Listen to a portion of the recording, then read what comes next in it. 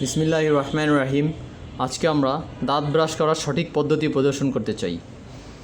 রাত্রে ঘুমানোর পূর্বে আমরা যখন দাঁত ব্রাশ করব, তখন উপরের দাঁত আর নিচের দাঁত আলাদা আলাদাভাবে ব্রাশ করব। উপরের দাঁত ব্রাশ করার সময় দাঁত এবং মাড়ির জাংশনে ব্রাশের ব্রিসলটা প্রায় 45 ডিগ্রি অ্যাঙ্গেল বা কোনাকুনিভাবে ধরে নিচের দিকে ঘুরায় দিব। সামনের দাঁত এবং পাশের দাঁত একইভাবে উপর থেকে নিচের দিকে ঘুরিয়ে ব্রাশ করব।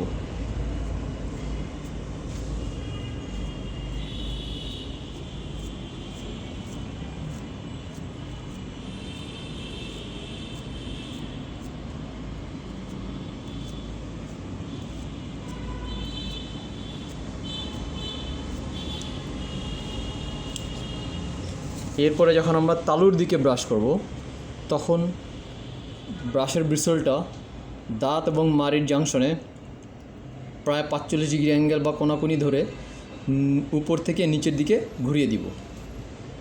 এই পাশে ঠিক একইভাবে উপর থেকে নিচের দিকে ঘুরিয়ে ব্রাশ করব। যখন আমরা সামনের দাঁতের তালুর দিকে ব্রাশ করব, তখন দাঁত এবং মাড়ির জাংশনে ব্রাশের ব্রিসলটা প্রেস করে শুধুমাত্র নিচের দিকে ব্রাশ করব। আর এই যে পিছনে খাঁজ কাটা অংশ আছে উঁচু নিচু, এখানে আমরা সামনে পিছনে ব্রাশ করব। এপাশেও খাঁজ কাটা অংশে সামনে পিছনে ব্রাশ করব। নিচের দাঁতের বেলায় ঠিক একই নিয়মে কিন্তু বিপরীত দিকে ব্রাশ করব। ব্রাশের ব্রিসলটা মাড়ি এবং দাঁতের জাংশনে প্রায় 45 ডিগ্রি অ্যাঙ্গেল বা কোনাকুনিভাবে ধরে নিচ থেকে উপরের দিকে ঘুরিয়ে দিব। সামনের দাঁত এবং দুই পাশের দাঁতে ঠিক এইভাবে ঘুরিয়ে দিব।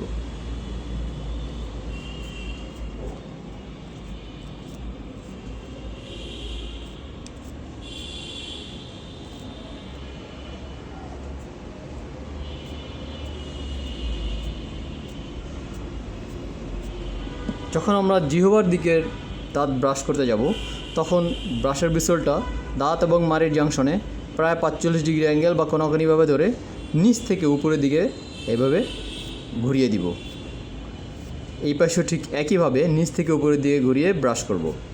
যখন নিচের দাঁতের সামনের দাঁতগুলোর জিহ্বার দিকে ব্রাশ করতে যাব, তখন দাঁত এবং মাড়ির জাংশনে ব্রাশের ব্রিসলটা প্লেস করে শুধুমাত্র উপরের দিকে ব্রাশ করব।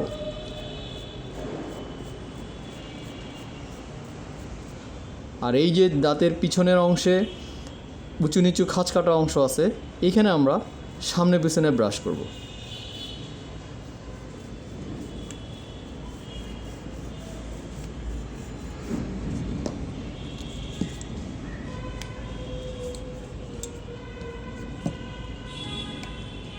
দাঁত ব্রাশ করার ক্ষেত্রে আমরা ব্রাশ সিলেকশন করার সময় খুব বেশি শক্ত না, খুব বেশি নরম না, মাঝারি টাইপের ব্রাশ করলে ভালো হয়।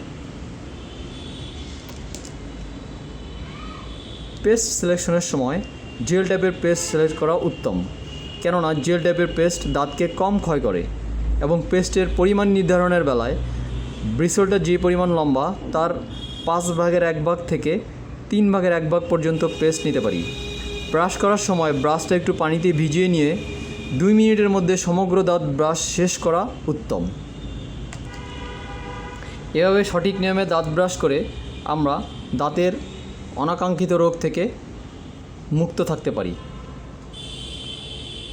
ধন্যবাদ।